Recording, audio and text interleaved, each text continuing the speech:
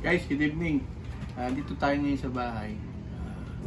Mag-unbox tayo ng JB Box. Ito po yung bagong JB Box na binili ko. Para doon sa motor ko sa NMAX. Kasi ito mga huling biyahe ko, nahirapan kami magbitbit ng mga gamit kapag may mga gamit kaming dala.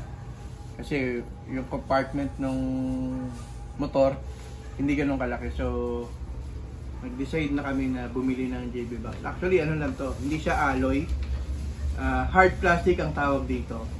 Hindi siya yung talagang branded na mamahalin. Ito ano lang to, simple lang, pero dahil mas cheaper siya, mas mura siya eh. Unlike doon sa mga branded. Ito nasa ano lang siya, 2,600 kay McCoy helmet, kay Macmac, taga ano siya, Talipapa, Quezon City. So meron din akong vlog about dun sa mga tinda niya. Kung interesado kayo, pwede kayong bumili. Hanapin nyo lang yung McCoy helmet store sa Talipapa, Quezon City. So yan, ito siya, hard plastic to. Then ito yung kanyang mga lock. Yung susi niya nandun sa susi ng motor. So bubuksan natin. Kasama pati yung bracket, binayaran ko yung bracket mga 1.6 or 1.7 ang presyo ng bracket kasi hindi naman siya makakabit kung wala tayong isang bracket. So kailangan mong bilhin yung bracket ng separate. So yung bracket nakakabit na doon sa motor. Ito ano to eh, natatanggal siya, detachable siya. So paggabi tatanggalin mo siya para hindi magasgas, hindi kaya nakawin, di ba? Ito siya, oh. Bubuksan natin guys, ha. Ganun siya kaluwag. Yan, meron na siyang, ito yung kanyang pinaka-manual. And then may konting tools na kasama dito. Yan. May Allen wrench. Yan. Mabango siya, may leather. Alam ko natatanggal to eh. Yan, oh. Detachable din to. So hard plastic. Yan. Sa tingin ko medyo matibay naman. Kahit mabasa siya, okay lang kasi ano siya, plastic siya. Ito mura din. Mura ko rin nabili.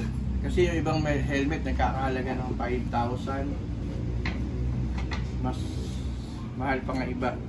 Ang tatak niya ay Zebra. Yan. Ito ano lang siya guys. Nasa 2,700. Wala pang 3,000. So yan o. Pwede siyang full face and then pwede siyang half face. Ayan o. Ayan. So yung helmet na bago, hindi ko siya muna sinuot kasi wala pa namang lakad na malayo-layo. So kasya siya dito kasi 45 liters yung itong ano JB Box. Kasang-kasya siya guys. Ayan o, sapat na sapat. So tapos kapag maganda pa yung pagkaka-ayos mo, may mga gamit ka pang mailalagay. So yun guys, hanapin nyo lang si Macmac doon sa McCoy Helmet Store sa Talipapa.